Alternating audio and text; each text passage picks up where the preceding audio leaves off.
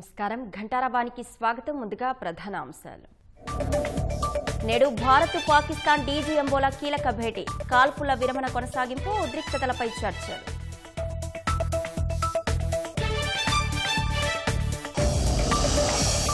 గత రాత్రి ప్రశాంతంగా నియంత్రణ రేఖ సరిహద్దు ప్రాంతం. ఎలాంటి కాల్పుల ఘటనలు జరగలేదని సైన్యం వెల్లడి.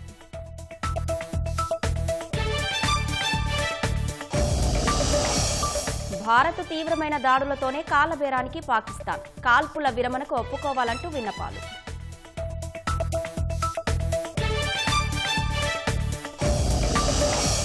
ఛత్తీస్గఢ్లో ప్రయాణికుల వాహనాన్ని ఢీకొన్న ట్రక్కు. ఘోర రోడ్డు ప్రమాదంలో 13 మంది దుర్మరణం.